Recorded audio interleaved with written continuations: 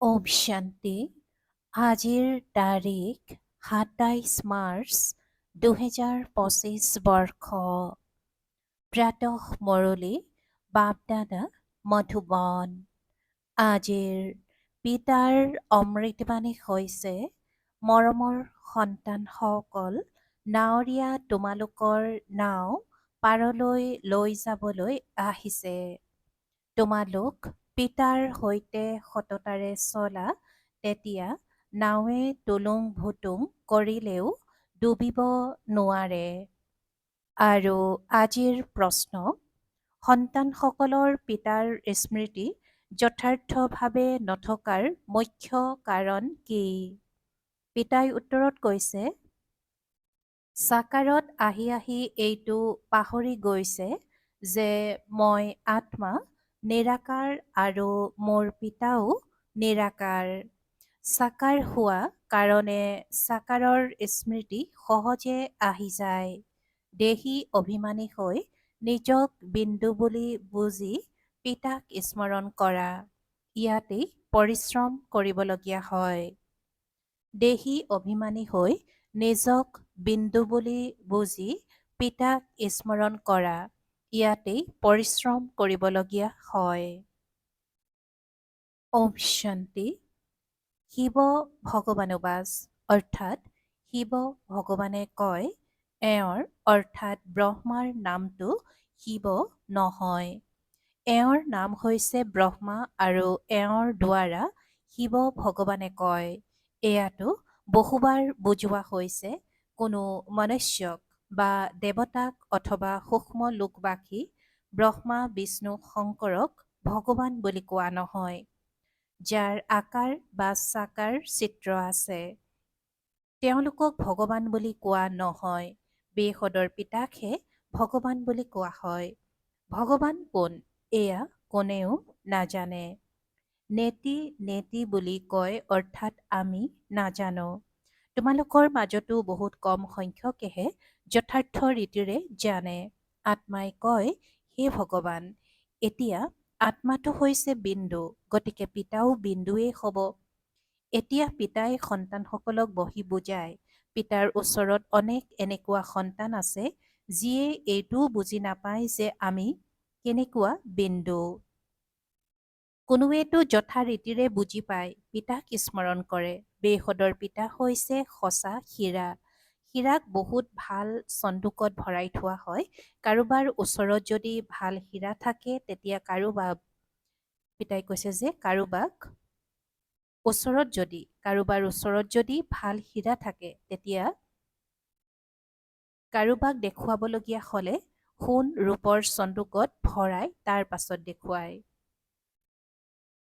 পিতাই আজি কৈছে যে এতিয়া পিতাই সন্তানসকলক বহি বুজায়, পিতাৰ ওচৰত অনেক এনেকুৱা সন্তান আছে যিয়ে এইটো বুজি নাপায় যে আমি কেনেকুৱা বিন্দু। কোনোৱেতো যথাৰীতিৰে বুজি পায়, পিতাক স্মৰণ কৰে। বেশদৰ পিতা হৈছে সঁচা হীৰা। হীৰাক বহুত ভাল চন্দুকত ভৰাই থোৱা হয়। কাৰোবাৰ ওচৰত যদি ভাল হীৰা থাকে, তেতিয়া কাৰোবাক দেখুৱাবলগীয়া হ'লে সোণ ৰূপৰ চন্দুকত ভৰাই তাৰ পাছত দেখুৱায়। হীৰাক সোণাৰীয়েহে চিনি পায়, আন কোনেও চিনিব নোৱাৰে। নকল হীৰা দেখুৱালেও কোনোৱে ধৰিব নোৱাৰিব। এনেকৈ বহুতে ঠগ খায়। গতিকে এতিয়া সঁচা পিতা আহিছে, কিন্তু মিছাও এনেকুৱা আছে যে মনুষ্যই ধৰিবই নোৱাৰে। এনেকৈ গোৱাও হয় যে সত্যৰ নাও তুলুং ভুতুং কৰিব, কিন্তু ডুবিব নোৱাৰে।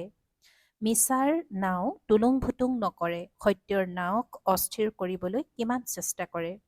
যে ইয়াত এই নাৱত বহি আছে, তেওঁলোকেও অস্থিৰ কৰিবলৈ চেষ্টা কৰে।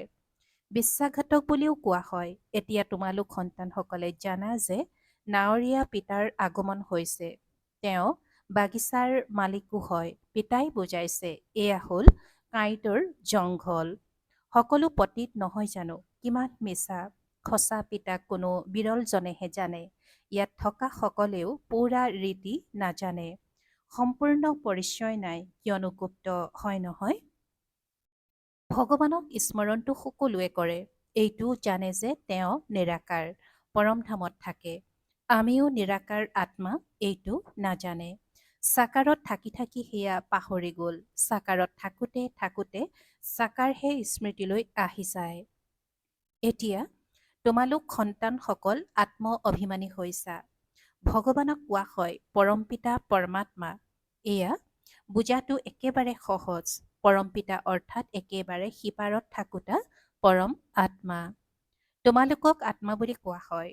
তোমালোকক পৰম বুলি কোৱা নহ'ব। তোমালোকেতো পুনৰ্জন্ম লোৱা, এই কথাবোৰ কোনেও নাজানে। ভগৱানকো সৰ্বব্যাপী বুলি কৈ দিয়ে। ভক্তই ভগৱানক বিচাৰি থাকে। পাহাৰত, তীৰ্থস্থানত, নদীবোৰলৈও যায়। এনেকৈ ভাবে যে নদী পতিত পাৱনী, তাত স্নান কৰি আমি পাৱন হৈ যাম। ভক্তি মাৰ্গত এইটো কোনেও নাজানে যে আমাক কি লাগে। কেৱল কৈ দিয়ে যে মুক্তি লাগে, মোক্ষ অৰ্থাৎ মোক্ষ লাগে, কিয়নো ইয়াত দুখী হোৱা বাবে অতিষ্ঠ হৈ গৈছে। সত্যযুগত জানো কোনোবাই মোক্ষ বা মুক্তি বিচাৰে? তাত ভগৱানক কোনেও আহ্বান নজনায়। ইয়াত দুখী হোৱাৰ কাৰণে আহ্বান জনায়। ভক্তিৰে কাৰো দুখ দূৰ নহয়। কোনোবাই গোটেই দিন বহি ৰাম ৰাম জপ কৰিলেও দুখ দূৰ হ'ব নোৱাৰে। এইখন হয়ে ৰাৱণ ৰাজ্য, দুখ যেন ডিঙিত বান্ধি থোৱা আছে। এনেকৈ গায়নো কৰে যে দুখত সকলোৱে স্মৰণ কৰে আৰু সুখত কোনেও নকৰে। ইয়াৰ অৰ্থ নিশ্চয় সুখ আছিল, এতিয়া দুখ হৈছে। সুখ আছিল সত্যযুগত, এতিয়া কলিযুগত হৈছে দুখ। সেইকাৰণে ইয়াক কাঁইটৰ জংঘল বুলি কোৱা হয়। প্ৰথম নম্বৰত হৈছে দেহ অভিমানৰ কাঁইট, তাৰ পাছত হৈছে কামৰ কাঁইট। এতিয়া পিতাই বুজায়, তোমালোকে এই দুশ্চকুৰে যি দেখিছা সেয়া বিনাশ হৈ যাব। এতিয়া তোমালোক শান্তিধামলৈ যাব লাগে। নিজৰ ঘৰ আৰু ৰাজধানীক স্মৰণ কৰা। ঘৰৰ স্মৃতিৰ লগতে পিতাৰ স্মৃতিও থকাটো জৰুৰী, কিয়নো ঘৰ অৰ্থাৎ শান্তিধাম পতিত পাৱনী নহয়। তোমালোকে পিতাক পতিত পাৱন বুলি কোৱা, তেন্তে পিতাকহে স্মৰণ কৰিব লাগে। তেওঁ কয় মা মেকম অৰ্থাৎ কেৱল মোক স্মৰণ কৰা। মোকেই আহ্বান নজনোৱা জানো? বাবা আহি আমাক পাৱন কৰি তোলক। জ্ঞানৰ সাগৰ হয়, তেন্তে নিশ্চয় আহি মুখেৰে বুজাব লাগিব। প্ৰেৰণাৰেতো নকৰিব। এফালে শিৱ জয়ন্তীও পালন কৰে, আনফালে আকৌ কয় নাম ৰূপৰ পৰা উদ্ধত। নাম ৰূপৰ পৰা উদ্ধত কোনো বস্তুটো নাথাকে। আকৌ কৈ দিয়ে পাথৰ শিলগুটি সকলোতে আছে, অনেক মত আছে নহয়। পিতাই বুজায় তোমালোকক 5 বিকাৰ ৰূপী ৰাৱণে তুচ্ছ বুদ্ধিৰ কৰি দিলে। সেইকাৰণে দেৱতাসকলৰ আগত গৈ নমস্কাৰ জনায়। কিছুমানটো নাস্তিক হয়, কোনোৱেতো অৰ্থাৎ কোনোৱেই কাকোৱেই নামানে। ইয়াত পিতাৰ ওচৰলৈতো ব্ৰাহ্মণসকলহে আহে, যিসকল 5000 বছৰ পূৰ্বেও বুজাইছিল। পিতাই আজি কৈছে যে তোমালোকক 5 বিকাৰ ৰূপী ৰাৱণে তুচ্ছ বুদ্ধিৰ কৰি দিলে। সেইকাৰণে দেৱতাসকলৰ আগত গৈ নমস্কাৰ জনায়। কিছুমানটো নাস্তিক হয় আৰু কাকোৱেই নামানে। ইয়াত পিতাৰ ওচৰলৈতো ব্ৰাহ্মণসকলেই আহে, যিসকলক 5000 বছৰ পূৰ্বেও বুজাইছিল। লিখাও আছে যে পৰমপিতা পৰমাত্মাই ব্ৰহ্মাৰ দ্বাৰা স্থাপনা কৰে, গতিকে ব্ৰহ্মাৰ সন্তান হৈ গ'ল। প্ৰজাপিতা ব্ৰহ্মাটো প্ৰসিদ্ধ, নিশ্চয় ব্ৰাহ্মণ ব্ৰাহ্মণীসকলো থাকিব। এতিয়া তোমালোক শূদ্ৰ ধৰ্মৰ পৰা আঁতৰি ব্ৰাহ্মণ ধৰ্মত আহিছা। বাস্তৱত হিন্দু বুলি কওঁতাসকলে নিজৰ আচল ধৰ্মক নাজানে। সেইকাৰণে কেতিয়াবা কাৰোবাক, কেতিয়াবা আন কাৰোবাক মানিব। বহুতৰে ওচৰলৈ গৈ থাকিব। খ্ৰীষ্টিয়ান লোকসকল কেতিয়াও কাৰো ওচৰলৈ নাযায়। এতিয়া তোমালোকে সিদ্ধ কৰি কোৱা। ঈশ্বৰ পিতাই কয় মোক স্মৰণ কৰা। এদিন বাতৰি কাকততো প্ৰকাশ পাব যে ঈশ্বৰে কয় মোক স্মৰণ কৰিলেহে তোমালোক পতিতৰ পৰা পাৱন হৈ যাবা। যেতিয়া বিনাশ সমীপত আহিব, তেতিয়া বাতৰি কাকতৰ দ্বাৰাও এই আৱাজ কাণত পৰিবগৈ। বাতৰি কাকততো অনেক ঠাইত বাতৰি আহে, এতিয়াও প্ৰকাশ কৰিব পাৰে ভগৱানুবাজ। পৰমপিতা পৰমাত্মা শিৱই কয় মই হৈছোঁ পতিত পাৱন, মোক স্মৰণ কৰা, তেতিয়া তোমালোক পাৱন হৈ যাবা। এই পতিত সৃষ্টিৰ বিনাশ সমাগত, বিনাশ নিশ্চয় হ'ব। এইটো নিশ্চয়তাও সকলোৰে হৈ যাব, আখৰাও চলি থাকিব। তোমালোক সন্তানসকলে জানা যেতিয়ালৈকে ৰাজধানী স্থাপনা নহয় তেতিয়ালৈকে বিনাশ নহ'ব। ভূমিকম্প আদিও আহিব নহয়। এফালে বোমা ফুটিব, আনফালে প্ৰাকৃতিক দুৰ্যোগো হ'ব। অন্ন আদি নাপাব, পানী জাহাজ নাহিব, দুৰ্ভিক্ষ হ'ব, ভোকত মৰি মৰি শেষ হৈ যাব। যিসকলে অনাশাৰে থাকি অনশন কৰে তেওঁলোকে কিবা নহয় কিবা জল বা মৌজোল আদি গ্ৰহণ কৰি থাকে। ওজন কম হৈ যায়, এয়াতো বহি থাকোঁতেই অকস্মাৎ ভূমিকম্প আহিব আৰু মৰি যাব। বিনাশটো নিশ্চয় হ'ব। পিতাই কৈছে যে বিনাশ নিশ্চয় হ'ব। সাধু সন্ত আদিয়ে এনেকৈ নকয় যে বিনাশ হ'ব গতিকে ৰাম ৰাম বুলি কোৱা। মনুষ্যইতো ভগৱানকেই নাজানে, ভগৱানেতো নিজেহে নিজক জানে আৰু কোনেও নাজানে। তেওঁৰ অহাৰ সময় আছে, যি আকৌ এই বৃদ্ধ শৰীৰত আহি গোটেই সৃষ্টিৰ আদি মধ্য অন্তৰ জ্ঞান শুনায়। তোমালোক সন্তানসকলে জানা যে এতিয়া উভতিব লাগে, অৰ্থাৎ উভতি যাব লাগে। সেয়েহে আনন্দিত হ'ব লাগে। আমি শান্তিধামলৈ যাওঁ। মনুষ্যই শান্তি বিচাৰে, কিন্তু তেওঁলোকক শান্তি কোনে দিব? তেওঁলোকে শান্তি দাতাৰ কথা কয়। এতিয়া দেৱৰো দেৱতা, অৰ্থাৎ দেৱটো হৈছে এজনেই, উচ্চতকৈও উচ্চ পিতা। এতিয়া দেৱৰো দেৱ হৈছে এজনেই, উচ্চতকৈও উচ্চ পিতা। পিতাই কয়, মই তোমালোক সকলোকে পাৱন কৰি লৈ যাম। এজনকো অৰ্থাৎ এজনকো এৰি নিদিওঁ। ড্ৰামা অনুসৰি সকলোৱে যাবই লাগিব। গায়নো আছে যে মহৰ সদৃশ সকলো আত্মা যায়। এইটোও জানে যে সত্যযুগত বহুত কম মনুষ্য থাকে। এতিয়া কলিযুগৰ অন্তত কিমান অনেক মনুষ্য আছে, আকৌ কম কেনেকৈ হ'ব? এতিয়া হৈছে সংগম। তোমালোকে সত্যযুগত যাবলৈ পুৰুষাৰ্থ কৰা। এইটো জানা যে এয়া বিনাশ হ'ব। মহৰ সদৃশ আত্মাসকল যাব। গোটেই জাকটো গুচি যাব সত্যযুগত, বহুত কম সংখ্যক থাকিব। পিতাই কয়, কোনো দেহধাৰীক স্মৰণ নকৰিবা। দেখিও আমি নাচাওঁ। আমি আত্মা, আমি আমাৰ ঘৰলৈ যাম। আনন্দেৰে পুৰণা শৰীৰ এৰিব লাগে। নিজৰ শান্তিধামক স্মৰণ কৰি থাকিলে অন্তিমৰ স্থিতি অনুসৰি গতি হৈ যাব। এজন পিতাক স্মৰণ কৰাৰ ক্ষেত্ৰতেই পৰিশ্ৰম কৰিবলগীয়া হয়। পৰিশ্ৰম নকৰাকৈ উচ্চ পদ পাবা জানো? পিতা তোমালোকক নৰৰ পৰা নাৰায়ণ কৰি তুলিবলৈকে আহে। এতিয়া এই পুৰণি সৃষ্টিত অলপো শান্তি নাই। শান্তিধাম আৰু সুখধামতে শান্তি আছে। শান্তিধাম আৰু সুখধামতহে শান্তি আছে। ইয়াততো ঘৰে ঘৰে অশান্তি, মাৰপিট। পিতাই কয়, এতিয়া এই চি জগতখনক পাহৰি যোৱা। অতি মৰমৰ সন্তানসকল, মই তোমালোকৰ বাবে স্বৰ্গ স্থাপনা কৰিবলৈ আহিছোঁ। এই নৰকত তোমালোক পতিত হৈ গৈছা। এতিয়া স্বৰ্গত যাব লাগে। তোমালোকে এতিয়া পিতা আৰু স্বৰ্গক স্মৰণ কৰা। তেতিয়া অন্তিমৰ স্থিতি অনুসৰিয়ে গতি হৈ যাব। পিতাই কৈছে যে এতিয়া স্বৰ্গত যাব লাগে। তোমালোকে এতিয়া পিতা আৰু স্বৰ্গক স্মৰণ কৰা, তেতিয়া অন্তিমৰ স্থিতি অনুসৰিয়ে গতি হৈ যাব। বিয়া আদিলৈ লাগিলে যোৱা, কিন্তু স্মৰণ পিতাক কৰিবা। গোটেই জ্ঞান বুদ্ধিত থাকিব লাগে।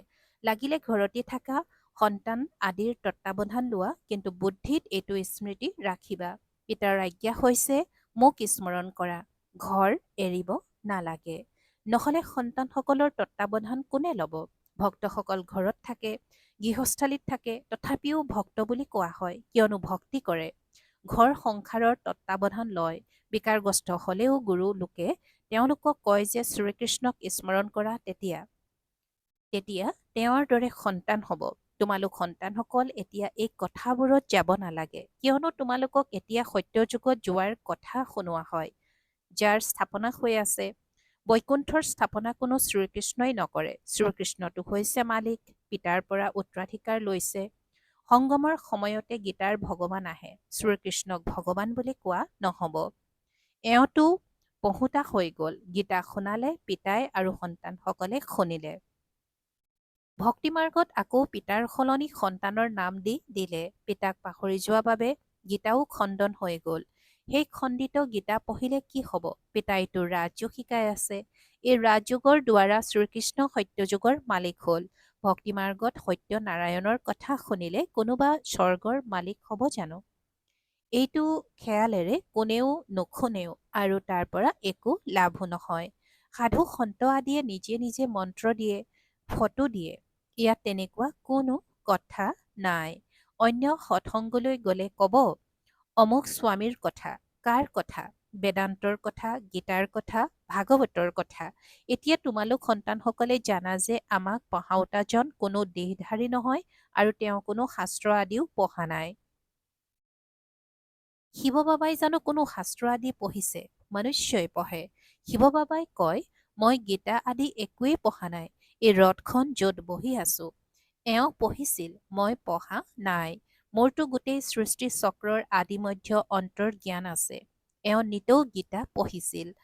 ভাটৌ চৰাইৰ দৰে মুখস্থ কৰি লৈছিল। যেতিয়া পিতাই প্ৰৱেশ কৰিলে, তেতিয়া তৎক্ষণাৎ গীতা এৰি দিলে। কিয়নো বুদ্ধিত উদয় হ'ল। এয়াতো শিৱ বাবাই শুনায়। পিতাই কয়, মই তোমালোকক স্বৰ্গৰ বাটচাহি দিওঁ, সেয়েহে এতিয়া পুৰণি সৃষ্টিৰ পৰা মমত্ব আঁতৰাই দিয়া। কেৱল মামেকম স্মৰণ কৰা, এইটো পৰিশ্ৰম কৰিব লাগে। সঁচা প্ৰেমিকাৰ দৰে, অৰ্থাৎ পিতাই কৈছে যে সঁচা প্ৰেমিকাৰ বাৰে বাৰে প্ৰেমিকৰ স্মৃতি আহি থাকে। গতিকে এতিয়া পিতাৰ স্মৃতিও এনেকৈ দিহ হৈ থকা উচিত। পাৰলৌকিক পিতাই কয়, সন্তানসকল মোক স্মৰণ কৰা আৰু স্বৰ্গৰ উত্তৰাধিকাৰক স্মৰণ কৰা।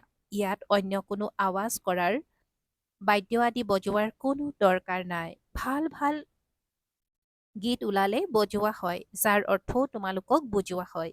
গীত ৰচনা কৰা সকলে নিজে একো নাজানে। মীৰা ভক্ত আছিল। তোমালোকতো এতিয়া জ্ঞানী হৈছা। সন্তানসকলৰ দ্বাৰা যেতিয়া কোনো কাম ভালকৈ নহয়, তেতিয়া বাবাই কয়, তুমিতো ভক্তৰ নিচিনা। তেতিয়া তেওঁ বুজে যে বাবাই মোক কিয় এনেকৈ ক'লে। পিতাই বুজায়, সন্তানসকল এতিয়া পিতাক স্মৰণ কৰা। পয়গম্বৰ হোৱা, বাৰ্তাবাহক হোৱা, সকলোকে এইটো বাৰ্তা দিয়া যে পিতা আৰু উত্তৰাধিকাৰক স্মৰণ কৰক। তেতিয়া জন্ম জন্মান্তৰৰ পাপ ভস্ম হৈ যাব। এতিয়া ঘৰলৈ উভতি যোৱাৰ সময়। ভগৱান এজনেই নিৰাকাৰ, তেওঁৰ নিজৰ দেহ নাই। পিতাইহে নিজৰ পৰিচয় দিয়ে, মন্মনাভৱৰ মন্ত্ৰ দিয়ে। সাধু সন্ন্যাসী আদিয়ে এনেকৈ কেতিয়াও নকয় যে এতিয়া বিনাশ হ'ব। পিতাক স্মৰণ কৰা। পিতাইহে ব্ৰাহ্মণ সন্তানসকলক স্মৃতি সোঁৱৰাই দিয়ে। স্মৃতিৰ দ্বাৰা স্বাস্থ্য, পঢ়াৰ দ্বাৰা সম্পত্তি প্ৰাপ্ত হ'ব। তোমালোকে কালৰ অৰ্থাৎ মৃত্যুৰ ওপৰত বিজয় প্ৰাপ্ত কৰা। তাত কেতিয়াও অকাল মৃত্যু নহয়। দেৱতাসকলে কালৰ ওপৰত বিজয় প্ৰাপ্ত কৰিছে। ভাল বাৰু। অতি মৰমৰ কল্পৰ পাছত পুনৰাই মিলিত হোৱা সন্তানসকলৰ প্ৰতি মাতা পিতা বাপ দাদাৰ স্নেহপূৰ্ণ স্মৰণ আৰু সুপ্ৰভাত। আত্মিক পিতাৰ আত্মিক সন্তানসকলক নমস্কাৰ। আৰু আত্মিক সন্তানসকলৰ আত্মিক মাত পিতা আৰু বাপ দাদাৰ প্ৰতি স্নেহপূৰ্ণ স্মৰণ আৰু সুপ্ৰভাত আৰু নমস্কাৰ নমস্কাৰ নমস্কাৰ। ধাৰণাৰ বাবে মুখ্য সাৰ। প্ৰথমতে, এনেকুৱা কোনো কৰ্ম কৰিব নালাগে যাৰ বাবে পিতাৰ দ্বাৰা ভক্তৰ উপাধি পাবলগীয়া হয়। পয়গম্বৰ অৰ্থাৎ বাৰ্তাবাহক হৈ সকলোকে পিতা আৰু উত্তৰাধিকাৰক স্মৰণ কৰাৰ বাৰ্তা দিব লাগে। দ্বিতীয়তে, এই পুৰণি সৃষ্টিত কোনো আৰাম আৰু শান্তি নাই। এইখন হৈছে চি চি সৃষ্টি। ইয়াক পাহৰি যাব লাগে। ঘৰৰ স্মৃতিৰ লগতে পাৱন হ'বৰ কাৰণে পিতাকো নিশ্চয় স্মৰণ কৰিব লাগে। দ্বিতীয়তে, বৰদান। আৰু আজিৰ বৰদান, প্ৰবৃত্তিত থাকি পৰবৃত্তিত থাকোঁতা নিৰন্তৰ যোগী হোৱা। পিতাই আজি বৰদানত কৈছে যে পবিত্ৰত থাকি পৰবৃত্তিত থাকোঁতা নিৰন্তৰ যোগী হোৱা। আৰু আজিৰ বৰদানৰ ব্যাখ্যা, নিৰন্তৰ যোগী হোৱাৰ সহজ সাধন হৈছে প্ৰবৃত্তিত থাকি পৰবৃত্তিত থকা। পৰবৃত্তি অৰ্থাৎ আত্মিক ৰূপ। যি আত্মিক ৰূপত স্থিৰ হৈ থাকে তেওঁ সদায় অনাসক্ত আৰু পিতাৰ প্ৰিয় হৈ যায়। যিয়েই কৰে এইটো উপলব্ধি হ'ব যেন কাম কৰা নাই, খেলাহে খেলিছে। গতিকে প্ৰবৃত্তিত থাকি আত্মিক ৰূপত থাকিলে খেলৰ দৰে সহজ অনুভৱ হ'ব, বন্ধন যেন নালাগিব। কেৱল স্নেহ আৰু সহযোগৰ লগত শান্তি সংযোজন কৰা, তেতিয়া উচ্চলৈ জঁপিয়াই দিবা। আৰু আজিৰ শ্লোগান, বুদ্ধিৰ সূক্ষ্মতা অথবা আত্মাৰ পাতল বুদ্ধেই ব্ৰাহ্মণ জীৱনৰ ব্যক্তিত্ব। পিতাই আজি শ্লোগানত কৈছে যে বুদ্ধিৰ সূক্ষ্মতা অথবা আত্মাৰ পাতল বুদ্ধেই ব্ৰাহ্মণ জীৱনৰ ব্যক্তিত্ব। ওম শান্তি।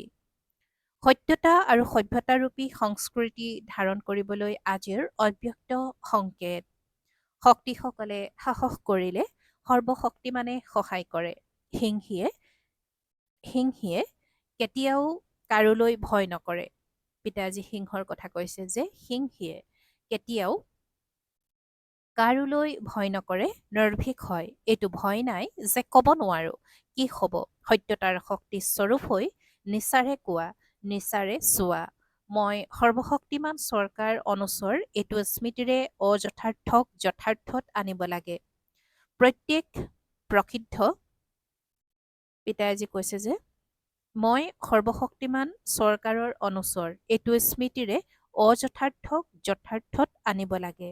সত্যক প্ৰসিদ্ধ কৰিব লাগে, লুকুৱাব নালাগে, কিন্তু সত্যতাৰ লগতে বাণীত মধুৰতা আৰু সভ্যতাৰ আৱশ্যক। ওম শান্তি।